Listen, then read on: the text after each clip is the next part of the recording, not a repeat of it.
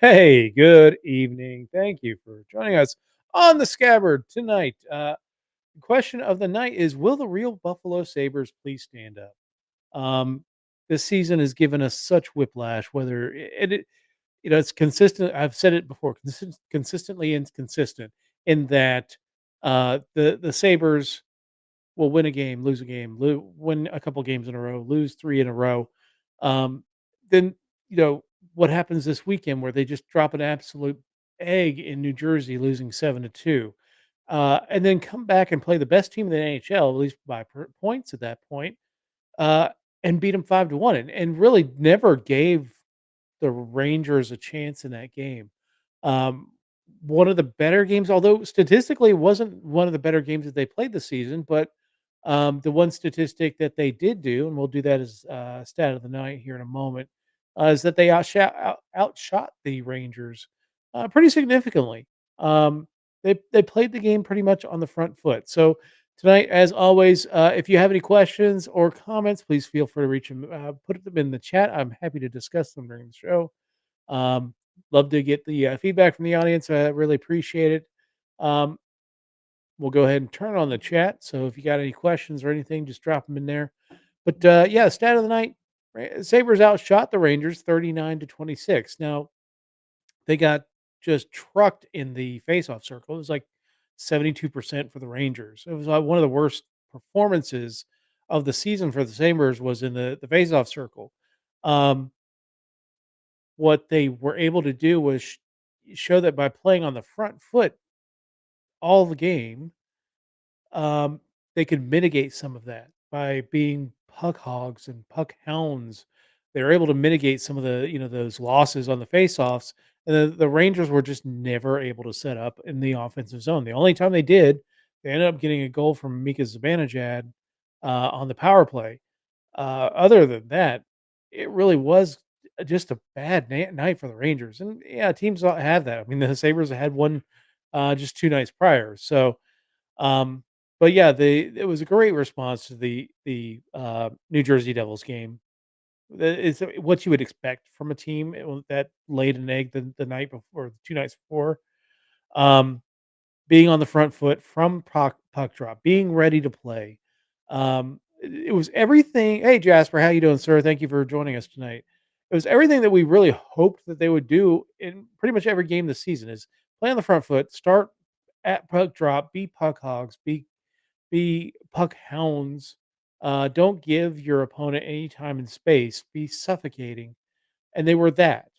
Um, they didn't let Shesterkin get to their heads or discourage them because he made some pretty good saves, especially early on, that could have discouraged the Sabres. That you're playing really well, but you can't beat the goaltender until Paterka had that nice snipe there off the kind of a block shot, fell to his stick, and he had a nice snipe that beat Shesterkin.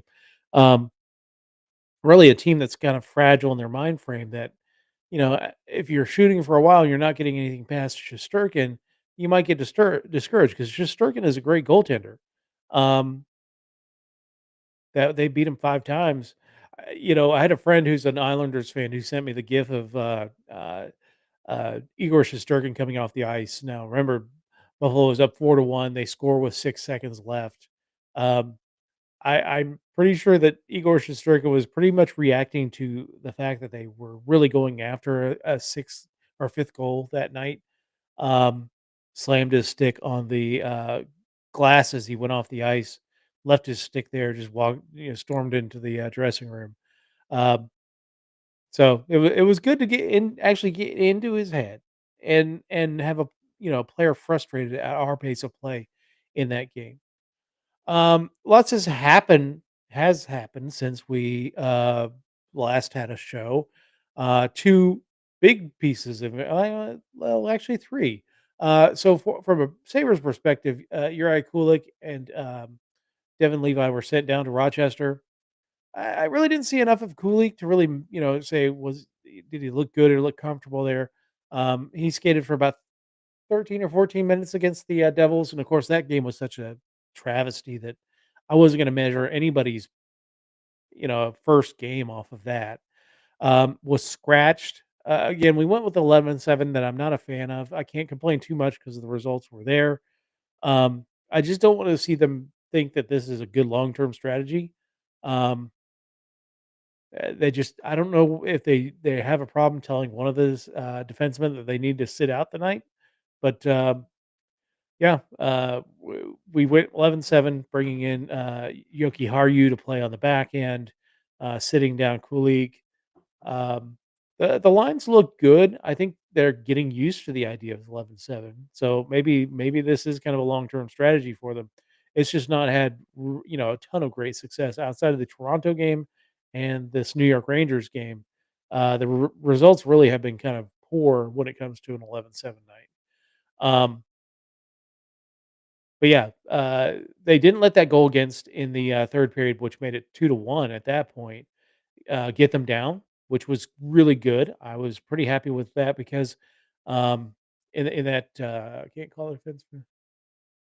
Yeah, I mean, okay, they're e-fencemen.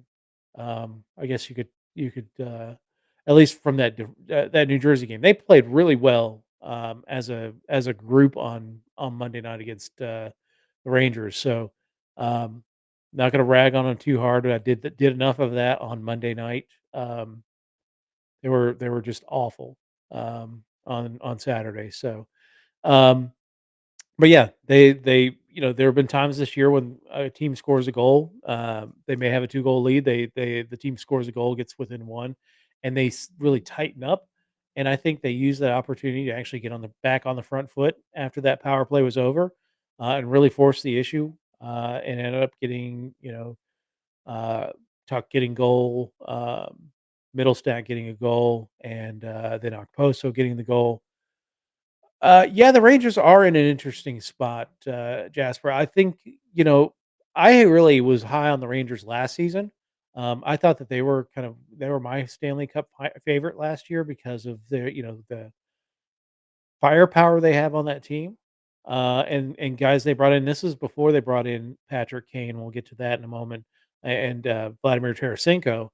Um, I thought that team was built to make a run. They kind of disappointed throughout the regular season. Finished they got the third place position in the Metropolitan Division behind the Devils and the Hurricanes. Ended up losing 7 games to the Devils, and of course, Coach Gerard Gallant got fired after that. Um, but yeah, I think the Rangers, they've got great goaltending. They've got a really good lineup. I mean, we played them without Adam Fox. We were lucky in that respect. Um, but I think the injury to Adam Fox has allowed them to discover that Gustafson guy is really good on. Will at least be very good on the second power play unit when Fox returns, and I think he's pretty close to returning now. Um, so yeah, the Rangers do have options. I don't think they're gonna be as dumb as they were last year at the trade deadline and just, trying to bring everybody in. Um, I think it's gonna be much more targeted for the Rangers. Depth on the blue line, depth on the in the forward core so that they don't have to, because last year's team was there are too many guys and not enough pucks. And I think this if learns his lesson as the GM, he's going to know not to just throw everything at the Rangers and hope something sticks because it didn't last year. And maybe that's just a lesson learned for him. All right, well let's talk. And Ukko-Pekka Luukkonen establishing himself as the number one goaltender for the Sabers. He's been playing lights out for the Sabers. Um, you know, was the reason why they have won the game in Pittsburgh. Um, Back before that, winning the game in against Minnesota, he's played really solid goaltending. Over 900 save percentage. His goals against average is dropping.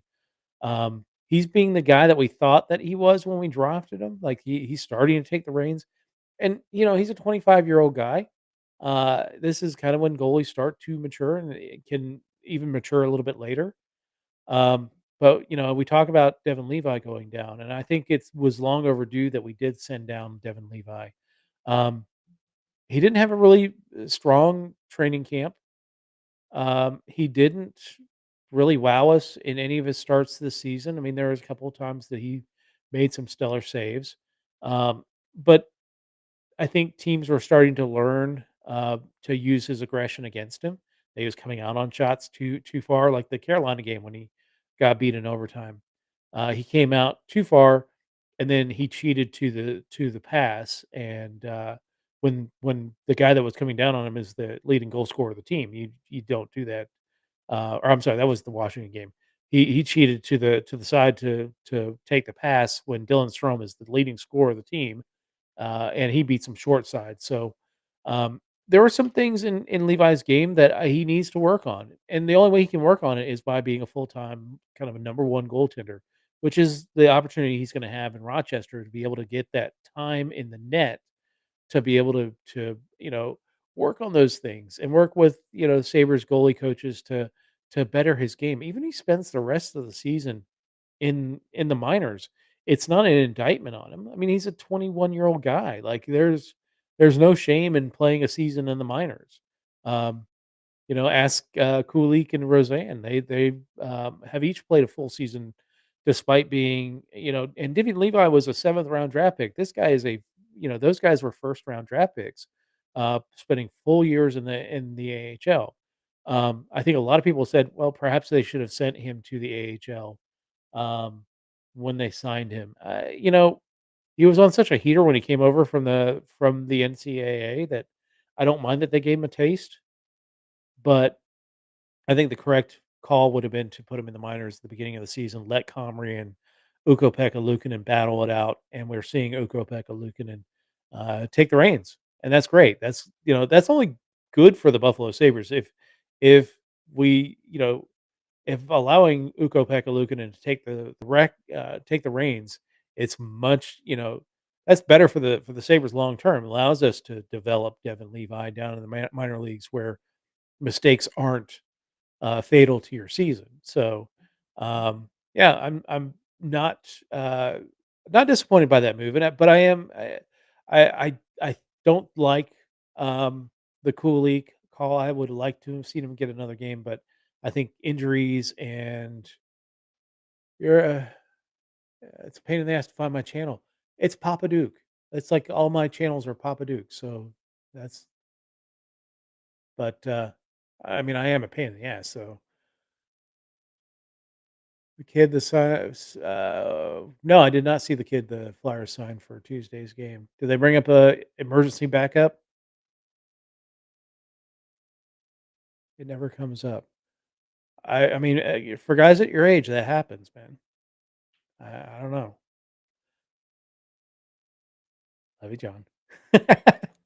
All right. So, but hey, that actually reminds me. If you're on YouTube, which you are, John, if you click like, subscribe, and click the bell icon, the bell is actually what reminds you that I'm live, and that will tell you Dave. Dave is live. Go watch Dave because Dave's having fun. All right, so tonight's opponent are the St. Louis Blues. They are 11-9-1 and fourth in the Central Division, so they're holding on to a playoff position, wild card position there in the Central Division. They lost 3-1 to the Minnesota Wild last time out, which snapped Minnesota's 7-game losing streak and gave their new coach, John Hines, formerly of the Devils and the Predators, uh, uh, gave him his first win as bench boss for the Wild. Robert Thomas leads the team in goals with 8, assists with 14, and that means he leads them in points with 22. Jordan Bennington leads the goalies, although not with record. I think Joel Hoffer, the backup goaltender, has a better record, at least win loss wise. But goals against average and save percentage, Jordan Bennington is the better of the two goaltenders. Um, this is an interesting team. They're kind of in a state of flux. You know, Brian O'Reilly left in the offseason. They've traded off a lot of the pieces that got them to the Stanley Cup in 2019 and won the Stanley Cup, their first Stanley Cup in history. Um, They are they're not doing bad. They're kind of a middling team. They're like the Sabres, and they're consistently inconsistent, but they're more of a streaky team in that they'll win 2, lose 3, win 3, lose 2. They're right now they're on a kind of a back and forth like the Sabres do, win 1, lose 1. Um, so it's a streaky team. Hopefully, we can keep the losing streak going for the St. Louis Blues tonight because they are. We need the points. This is a really interesting. This whole beginning of the season has been really rough. We've had some rough teams to play so far this year. So, um, but it doesn't get any easier. The NHL they can beat you up anytime. Yeah, Blues have Torrey Krug. The Bruins want him back. Number 85, Owen McKitchie. Oh, okay. I'll have to check him out. Oh, go Devil. Ugh, why? I've never forgiven the Devils for the trap. Yeah, I'm sure. Yeah, he got them three Stanley Cups, but that was the most boring hockey to watch, outside of Scott Stevens wrecking uh, Eric Lindros's life. Um, it was kind of awful hockey. Ducks, Bruins are better. Well, I mean, that can be debated. The Bruins are better than the Devils. Devils are in a little bit of a rough spot here, even despite the win against the Sabres the other night. Um, their goaltending is kind of trash, and even though the Sabres got run out of the building, and that was more the forwards and defense for New Jersey. Uh, Vitek Vanacek gave up 2 goals out of 12 shots. Like, yeah, he did not have a stellar night in the nets for the Devils, and that's kind of continued afterwards. All right, let's check out the Blues lines tonight, provided by Daily Faceoff. Pavel Buchnevich, Robert Thomas, and Jake Neighbors, one of the exciting young players in that Blues lineup. Kevin Hayes, former Ranger and Flyer, Luke Shen, and Jordan Kyrou, Brendan Saad, Oscar Sundqvist, and can't remember Kapanen's first name. Torpachenko, Alexandrov, and Sammy Blaze on the fourth line.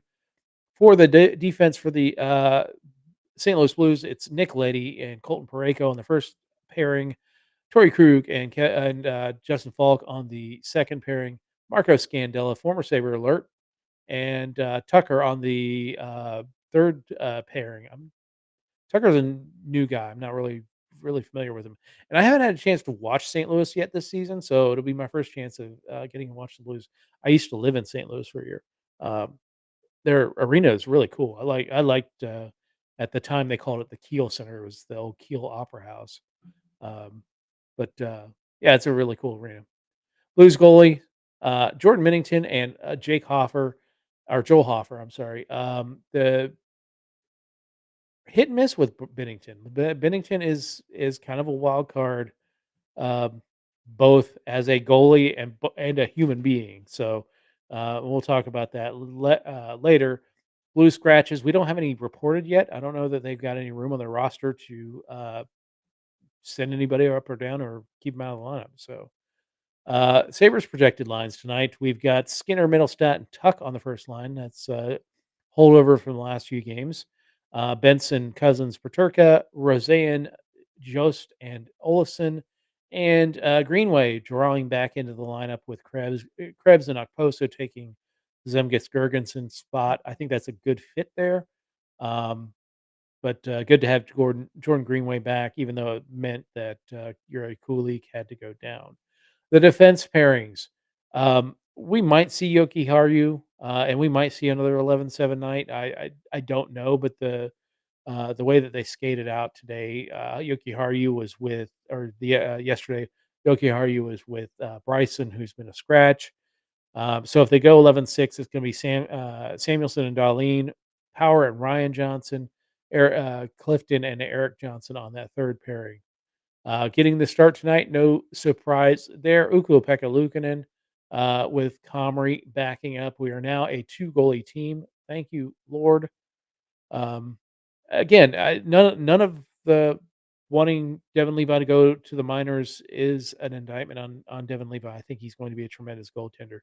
It's just it's better for him developmentally. I think this is going to be a net positive for Devin Levi going forward. Buffalo scratches tonight. Tage Thompson on the IR. Jacob Bryson is a healthy scratch, of course. Gergensons and Jack Quinn also on the IR. Tonight's odds provided by DraftKings. Play responsibly, play responsibly, or be like me and don't play.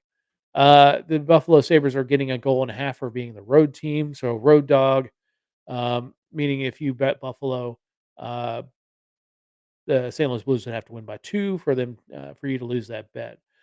The over under is 6.5. So any combination of goals above 6.5 will get you a win on the over. Anything below that will get you a win on the under. So our player profile. I forgot to bring this stuff up. Our player profile is Peyton Krebs. Sometimes it pays to rehearse. There we go. Yes, Mr. Krebs. Wikipedia is begging us for money. All right. So Peyton Krebs is a January 26, 2001, 20-year-old Albertan out of Okotoks in Alberta, Canada. He's 5'11", 180 pounds, plays center, shoots left, has played for the Buffalo Sabres and the Vegas Golden Knights in the NHL. They had problems sticking with the Vegas Golden Knights, and was part of the Jack Eichel trade with Alex Tuck and a first round draft pick going to the Sabres in exchange for Jack Eichel and like a third or fourth round pick. Um, but the Sabres have utilized Peyton Krebs really as kind of a fourth line energy center. And he's of the centers, the natural centers on the team, I think he's one of the better face-off guys. And that's not saying a whole lot because the Sabres are just flat out awful. And it's something you would expect for a team that is as young as the Buffalo Sabres, that the centers are a little bit they're getting worked. Not they shouldn't be getting worked to the tune of 72% like the Rangers game, but um, it's all about getting experience and getting older and learning the ways of the master. My hope is that the Sabres really do invest in a face-off specialist to bring in, either as a coach or a player. Would be nice. But yeah, he was played with the Kootenay Ice and in the WHL as a junior. Was drafted by the it was the first round draft pick, I believe, of the, Vegas Golden Knights, or no, he was not, it was the 2nd year. So he was drafted 17th overall in 2019 by the Vegas Golden Knights, made his debut with the Golden Knights and got an assist in a 6-5 defeat to the Minnesota Wild in 2021. Um, that was May 3rd at the end of that season. Next season, he was on November 4th, he was traded to Buffalo. Krebs, I think a lot of people are just hung up on the fact that he is a first round draft pick and that he should be scoring. I think he has cut a nice role for himself as a fourth liner. Um, and I think, part of the pressure is that, he was part of the Eichel trade. I think Alex Tuck has kind of replaced a lot of the scoring that Jack Eichel was doing with the Buffalo Sabres. And that won't always be the case, but we also have Noah Ostlund that came from that trade as well. Um, we're going to have scoring that I think equals out what Jack Eichel is doing. Now, the key is getting a Stanley Cup because, Jack Eichel gets the Stanley Cup a year after he leaves Buffalo, not the year he did like um, uh, Ryan O'Reilly with the St. Louis Blues, our opponents tonight. So, but yeah, he's played for Team Canada, played the World Championships and the World Junior Championships, got a gold this last year with Team Canada, and got a silver in the World Junior Championships of 2021. So hopefully he won't be able to play for Canada in the World Championships because he's playing for Buffalo in the playoffs, but that remains to be seen. So Three keys to the game tonight. The effort needs to be consistent. So, like I said at the beginning of the show, will the real Buffalo Sabres please stand up? Stop this win one, lose one, win one, lose one. Let's start stringing some wins together. Let's bring the effort that you brought in the Rangers game, bring it to the St. Louis Blues. That that game you played against the Rangers is going to translate against the St. Louis Blues. Keep on them. St. Louis is a younger team now, so using your speed and heavy forecheck and being puck hounds is going to help you. And I think that's going to help you pretty much in any game in the NHL. If you can get on the front foot, that's the way to win. Get in Jordan Binnington's head. Jordan Binnington is a hothead. Um, spray him with ice. Take a little extra whack in the crease. Yeah, you're probably going to get pushed around by the defenseman, but anything you can do to get in Jordan Binnington's head is only going to serve you better, because he is known to kind of flip his lid, and once his focus is broken, that's what you need. And then skate with a purpose, north south, getting on the puck, giving no time and space to the Blues. That is what we need. All right, on this date, November 30th, 2022. So just last season, Dylan Cousins scores 2 goals. Jack Quinn gets the shootout decider as the Sabres beat the Detroit Red Wings 5-4. That was the other thing I mentioned briefly, talking about the Rangers, but the other piece of news this week, Patrick Kane signing with Detroit. Not surprised. Again, Buffalo's needs are not having another scoring winger. They've got that in droves. They need a face-off specialist centerman, preferably somebody that can feed the wingers. That'd be great. And they need. I think I don't know. I'm not sold on Eric Comrie. He did get. It's hard to pin Saturday night's loss on Eric Comrie because the rest of the team just played awful in front of him. Um, but perhaps a veteran goaltender would be a nice acquisition, and to back up Ukko-Pekka Luukkonen, and then maybe a defenseman that is uh, very heavy on the puck. I think that would those are three keys I would like to see the Buffalo Sabres bring in before they bring in somebody like a Patrick Kane to the team. Do I think that Patrick Kane has no value on the Buffalo? No, absolutely. I think he would be a great scorer on the team. Again, it's not addressing any of the needs that the Buffalo Sabres has. So I'm not having some people are very angry that the Buffalo Sabres didn't sign him. If he wanted to play for Buffalo, he'd have played for Buffalo. Um, he wants to win, and he chose Detroit.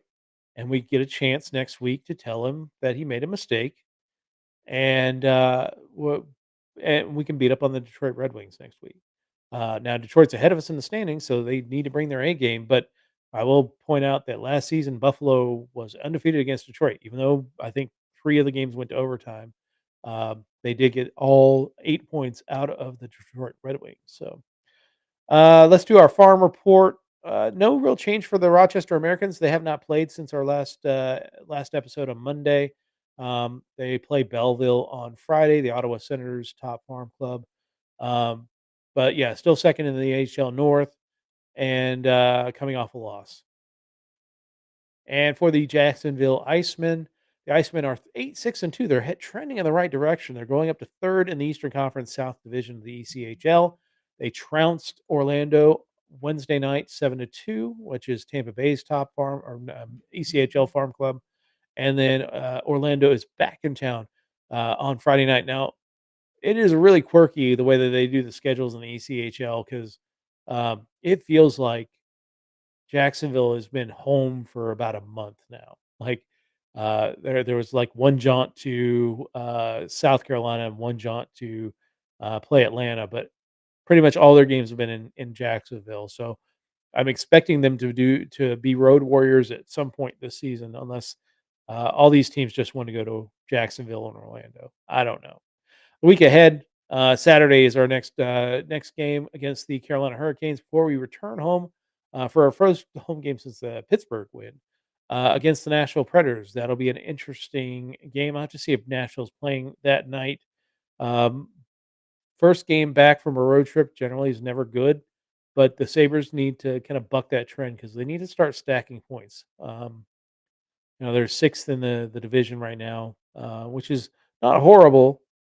They're only a couple points behind the Toronto Maple Leafs, but um, it's start time to start trending in the right direction for the Sabres so that they're not like last season scrambling at the very end of the season trying to make up playoff positioning. Our next episode, as I mentioned, Saturday night is the Canes. That game is at 7 o'clock. Our show is at 6 p.m. So come join us for that. And with that, I think that is it for the evening. I really appreciate everybody um, checking us out. So uh, if you have any questions or want to get any information from me, let me know. I'll check out that dude from the Philadelphia Flyers, McKitty, I believe his name was. Um, See what he's got going on. I haven't really heard of him before, but we'll check it out. But yeah, go Sabres. Let's go Buffalo. Rock it out. Let's get a second win in a row. Let's take some pressure off that Carolina game on Saturday, so that we're not dependent on beating a Canes team that we never really seem to beat in Raleigh. But anyway, thanks for watching. I really appreciate it. And give us a like, share, subscribe, whatever you're doing, whatever platform you're on. I appreciate it. And we'll talk to you all on Saturday night.